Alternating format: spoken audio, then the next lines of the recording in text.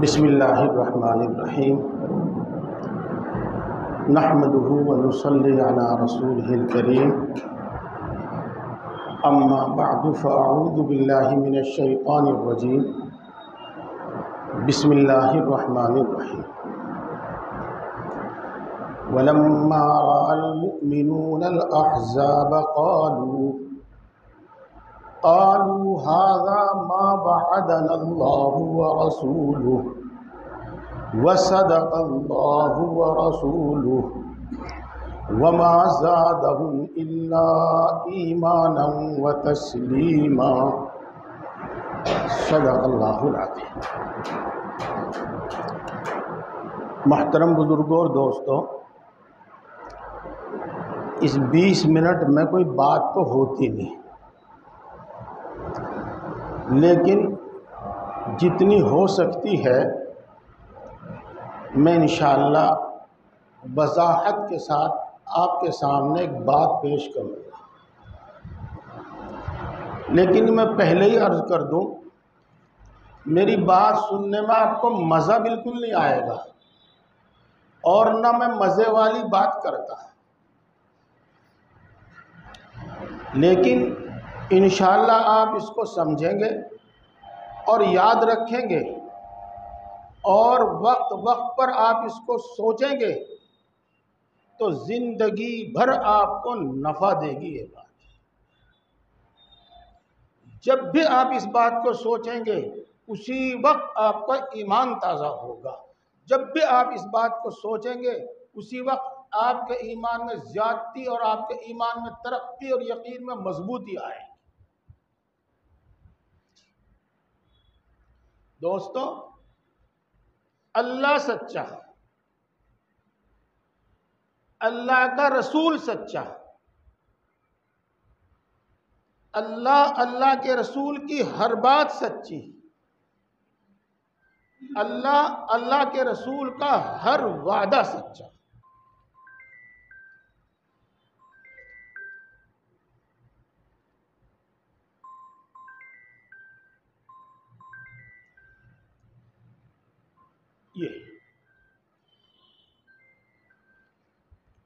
یہ الفاظ بڑے کام کے ہیں، بڑے کام کے ہیں، ان کو میں پھر دہراتا ہوں۔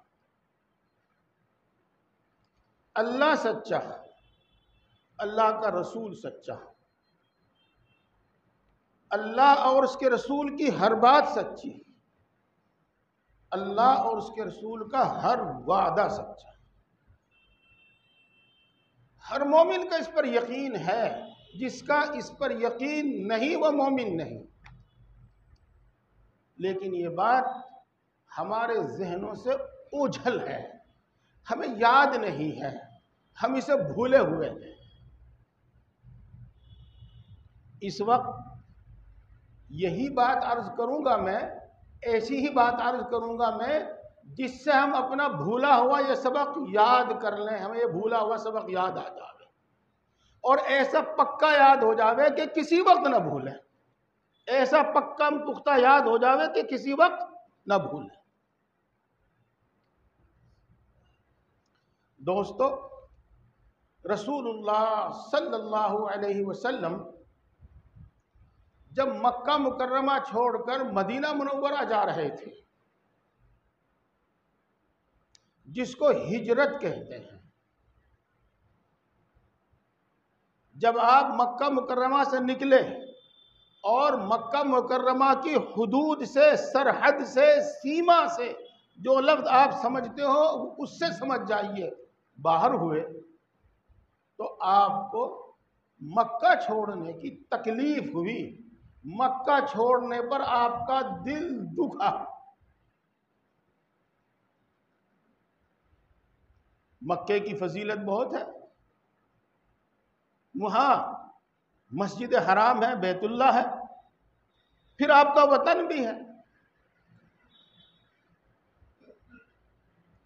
تو آپ نے مکہ مکرمہ کی طرف رخ کر کے ارشاد فرمایا، اے مکہ، اے بیت اللہ، اگر میری قوم مجھ کو مجبور نہ کرتی تو میں کبھی تجھ کو نہ چھوڑتا. یہ الفاظ ہی بتا رہے ہیں کہ رسول اللہ صلی اللہ علیہ وسلم کو مکہ مکرمہ چھوڑنے پر تکلیف ہو رہی ہے، دکھ ہو رہا ہے. اس وقت اللہ تبارک و تعالیٰ نے ایک آیت شریفہ نازل فرمائی، ان الذی فرض علیک القرآن لرادک الی معاد. ترجمہ اور تفصیل چھوڑ کے اس کا حاصل سمجھیے، اللہ یہ وعدہ فرما رہے ہیں کہ اے محمد صلی اللہ علیہ وسلم، ہم ایک دن آپ کو مکے میں واپس لائیں گے. ان الذی فرض علیک القرآن لرادک الی معاد. اے محمد صلی اللہ علیہ وسلم، ہم ایک دن آپ کو مکہ میں واپس لائیں گے. اللہ نے یہ وعدہ کیا رسول اللہ صلی اللہ علیہ وسلم سے جب رسول اللہ صلی اللہ علیہ وسلم مکہ چھوڑ رہے تھے. پھر سنیے، اللہ نے وعدہ کیا کہ میں ایک دن تمہیں مکے میں واپس لاؤں گا. تاریخ گواہ ہے کہ 8 سال کے بعد اللہ کا یہ وعدہ پورا ہوا اور رسول اللہ صلی اللہ علیہ وسلم فاتحانہ طور پر مکہ مکرمہ میں داخل ہوئے. اللہ نے وعدہ کیا اور اللہ کا وعدہ پورا ہوا، اور اللہ کا ہر وعدہ پورا ہوتا ہے. ایک دوسرا واقعہ میں آپ کو حدیث پاک کا سنا دوں. اسی ہجرت کے سفر میں جب رسول اللہ صلی اللہ علیہ وسلم مکہ چھوڑ کر رات کو مکہ چھوڑ کر نکلے تو جو گروہ اور یوں کہو تو کہ سب مکے والے آپ کو قتل کرنے کے در پہ تھے، نعوذ باللہ من ذالک، وہ بوکھلا گئے اور مکہ میں عام اعلان کر دیا گیا، نعوذ باللہ، محمد کو جو شخص زندہ یا مردہ گرفتار کر کے لاوے اس کو 100 اونٹ ملیں گے. دوستو 100 اونٹ مالیت اس زمانے میں بھی کم نہیں تھی اور اس زمانے میں بھی کم نہیں ہے. میرا انداز یہ ہے کہ 5 کروڑ سے تو کے قریب ہے، اس لیے کہ 2-3 لاکھ سے کم اونٹ نہیں آتا، اور جتنے بھی آتا ہے 1 کروڑ تو یقینی ہے. اس بڑے اعلان اور اس بڑے انعام کی وجہ سے مکے کے نوجوان ہر طرف نکل کر ہر طرف پھیل گئے. رسول اللہ صلی اللہ علیہ وسلم کچھ دور فاصلے پر جا کر غار ثور میں روپوش ہو گئے اور 3 دن تک وہاں قیام کرنے کے بعد پھر آپ نکلے. اس لیے مکے کے تمام نوجوان نامراد واپس آ گئے اور نا امید ہو گئے، اپنے اپنے گھر بیٹھ گئے. چوتھے دن ایک شخص نے خبر دی کہ فلاں راستے سے میں نے 2 شخصوں کو جاتے ہوئے دیکھا ہے، 2 آدمیوں کو جاتے ہوئے دیکھا ہے. اور جیسا کہ ہماری اردو میں ہمارے محاورے میں کہتے ہیں کہ ہو نہ ہو محمد اور ابو بکر ہی ہیں وہ. تو ایک سمجھدار نوجوان اس نے اس کی بات تو رد کر دی، لیکن کچھ ہی دیر کے بعد وہ اپنا گھوڑا اٹھا کر اور اسی طرف دوڑا.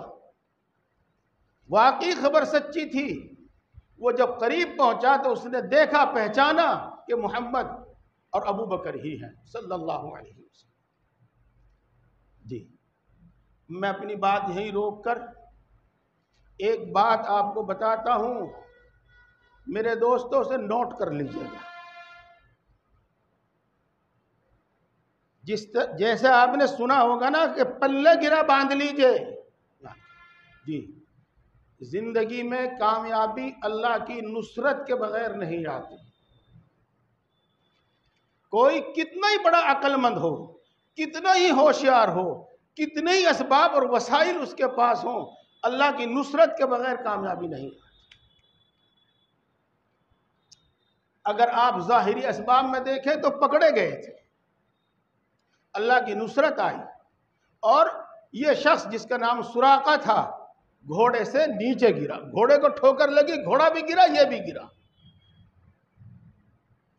لیکن میں جیسے عرض کر چکا ہوں کہ 100 اونٹوں کا لالچ کوئی کم نہیں تھا، اٹھا، سنبھلا، گھوڑے پر سوار ہوا اور پھر دوڑا دیا۔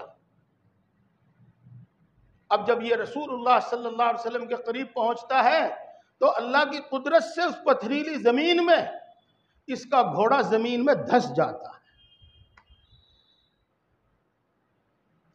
جب اس کا گھوڑا زمین میں دھسا تو اسے یقین ہو گیا کہ یہ شخص واقعی اللہ کا نبی ہے۔ میرے دوستو، سنیے، اس بات کو بھی سنیے اور اس بات کو بھی یاد رکھیے۔ اب وہ شخص یہ کہتا ہے کہ اے محمد، آپ مجھے، میری اولاد کو اور میرے مال کو امان دے دیجئے۔ جس کا حاصل یہ ہے، اسے یہ یقین ہو گیا کہ ایک دن محمد کی مکے میں ضرور حکومت ہوگی، تو پہلے ہی سے مجھے ایک سرٹیفکیٹ دے دیا جاوے کہ تیرے مال کو، تیری جان کو، تیری اولاد کو کوئی ٹچ نہیں کرے گا، مجھے امان نامہ دے دیجئے۔ رسول اللہ صلی اللہ علیہ وسلم نے حضرت ابوبکر رضی اللہ تعالیٰ عنہ سے فرمایا اور ان کو امان نامہ لکھ کر دے دیا گیا۔ اللہ کے نبی کا یقین اور نبی ہونے کے ایمان کے بعد، یقین کے بعد، پھر آگے کے یقین۔ جی، امان نامہ جب دیا گیا حضرت سراقہ کو، تو اس وقت رسول اللہ صلی اللہ علیہ وسلم نے سراقہ سے ایک وعدہ کیا اور کہا، اے سراقہ، خوشی سے اور مستی سے تیرا کیا حال ہوگا اس وقت جب تجھ کو کسریٰ کے کنگن پہنائے جائیں گے۔ کسریٰ اس زمانے کی سپر طاقت ہے، اور آپ جانتے ہیں، آپ نے ہندوستان کی تاریخ پڑھی ہوگی، یہاں تخت و تاج پر فخر کیا جاتا ہے، وہاں ان کنگنوں پر فخر کیا جاتا ہے۔ تو وہ کنگن پہنائے جائیں گے تجھ کو جو کسریٰ کو پہنائے جائیں، جو کسریٰ پہنتا ہے۔ بات ہو گئی، رسول اللہ صلی اللہ علیہ وسلم آگے چلے گئے، سراقہ سب کو منع کرتا ہوا واپس مکہ پہنچ گیا۔ سنیے، اللہ کے رسول نے سراقہ سے ایک وعدہ کیا، اللہ سچا، اللہ کا رسول سچا، اللہ کے رسول کی ہر بات سچی، اللہ کے رسول کا ہر وعدہ سچا۔ حضرت رسول اللہ صلی اللہ علیہ وسلم کا یہ وعدہ پورا ہوا اور کسریٰ کا ملک فتح ہوا۔ کسریٰ کے کنگن حضرت عمر رضی اللہ تعالیٰ عنہ کے ہاتھ میں آئے، اور حضرت عمر رضی اللہ تعالیٰ عنہ نے سراقہ کو بلا کر کسریٰ کے وہ کنگن سراقہ کو پہنائے۔ اللہ کا وعدہ پورا ہوا، اللہ کے رسول کا وعدہ پورا ہوا۔ میرے دوستو، سیرت کی کتابوں میں، تاریخ کی کتابوں میں، تفسیر کی کتابوں میں یہ 2 4 10 واقعات نہیں، سینکڑوں ہزاروں واقعات ایسے آپ کو ملیں گے جن میں تاریخ گواہ ہے اور دستاویزی ثبوت موجود ہیں کہ اللہ کا ہر وعدہ سچا، اللہ کے رسول کا ہر وعدہ سچا۔ میرے دوستو، بات تو میں آگے بھی کرتا، وقت نہیں، میں اس کا نتیجہ آپ کے سامنے رکھنا چاہتا ہوں۔ اللہ کے رسول نے اعمال پر جو وعدے کیے ہیں وہ بھی اسی طرح پورے ہوں گے، ضرور بھی ضرور پورے ہوں گے، اور ان میں کوئی شک نہیں ہے۔ اور اللہ تبارک و تعالیٰ نے اپنی نافرمانی پر، جس کو ہم معصیت کہتے ہیں، گناہ کہتے ہیں، جو سزائیں مقرر کی ہیں، وہ دنیا کی سزائیں ہوں یا آخرت کی سزائیں ہوں، اگر اللہ معاف نہ کرے تو ضرور بھی ضرور وہ سزائیں ہوں گی، اور ضرور بھی ضرور وہ عذاب ہوں گے۔ اس واسطے میرے دوستو، احادیث سن کر، وعید سن کر، یہ غفلت ایک مومن کے واسطے تو مناسب نہیں ہے، ایک مومن کی تو شایان شان نہیں ہے۔ آج جو کچھ ہو رہا ہے، آج جو کچھ ہو رہا ہے، ہم اس کی شکایت کرتے ہیں، ہم اس کی شکایت کرتے ہیں، لیکن وہی سب کچھ ہو رہا ہے جو رسول اللہ صلی اللہ علیہ وسلم فرما کر گئے تھے، وہی سب کچھ ہو رہا ہے جو رسول اللہ صلی اللہ علیہ وسلم فرما کر گئے تھے۔ میں ایک آدھ منٹ کی اجازت چاہ لوں گا۔ غزوہ خندق ہوا، اور غزوہ خندق میں مسلمانوں پر ایک بہت بڑی سختی اور بہت مشکلات کا سامنا ہوا۔ رسول اللہ صلی اللہ علیہ وسلم کی کئی نمازیں قضا ہوئی، کئی نمازیں قضا ہوئی، آپ دیکھ لیجئے گا جی۔ وَبَلَغَتِ الْقُلُوبُ الْحَنَاجِرَ وَتَظُنُّونَ بِاللَّهِ الظُّنُونَ، خوف کی یہ حالت تھی گویا کہ دل سینے سے چل کر گلے میں اٹک گیا تھا اور سانس نہیں آ رہا تھا، خوف میں یہ حالت ہوتی جی۔ جب منافقوں نے یہ حال دیکھا، جب منافقوں نے یہ حال دیکھا تو انہوں نے کیا کہا کہ اللہ نے، اللہ کے رسول نے جو وعدہ کیا ہر وعدہ جھوٹا کیا، ہر وعدہ جھوٹا کیا۔ اور مومنین کا حال یہ تھا وَلَمَّا رَأَى الْمُؤْمِنُونَ الْأَحْزَابَ قَالُوا هَذَا مَا وَعَدَنَا اللَّهُ، اور جب مومنین نے یہ لشکر دیکھے تو کہا کہ یہ تو وہی ہے، بالکل اسی طرح ہے جس طرح اللہ کے رسول صلی اللہ علیہ وسلم نے فرمایا تھا۔ میرے دوستو، حالات کیسے بھی مشکل ہوں، لیکن ان سب کا تعلق انسانوں کے، بندوں کے اعمال سے ہے۔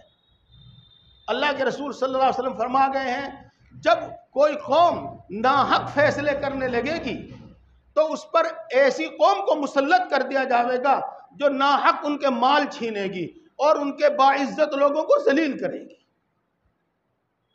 جب کھلم کھلا گناہ کیے جانے لگیں گے تو اللہ تبارک و تعالیٰ کو غیرت آئے گی، زلزلے آئیں گے، آندھیاں آئیں گی اور قسم قسم کے طوفان آئیں گے۔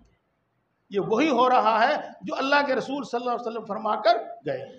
میں اپنی بات ختم کروں اور اپنی بات دہراؤں کہ اللہ نے، اللہ کے رسول نے جو وعدہ کیا بالکل سچا کیا۔ اعمال پر اللہ رب العزت نے جو وعدہ فرمایا ہے وہ ہر وعدہ پورا ہوگا۔ اللہ کے رسول صلی اللہ علیہ وسلم نے اعمال پر جو سزائیں سنائی ہیں، اعمال پر جو جس عذاب کی دھمکی دی ہے، اگر اللہ معاف نہ کرے تو ایسا ہی ہوگا، اور کسی میں اللہ کے عذاب کا مقابلہ کرنے بھگتنے کی طاقت نہیں ہے۔ اب اس سے بچنا ہے تو اللہ کی نافرمانی سے بچنا ہے، اس سے بچنا ہے تو گناہوں سے بچنا ہے، اس سے بچنے کے واسطے دین و شریعت پر چلنا ہے۔ اللہ تبارک و تعالی ہم سب کو توفیق عطا فرمائے۔ وآخر دعوانا الحمدللہ رب العالمین۔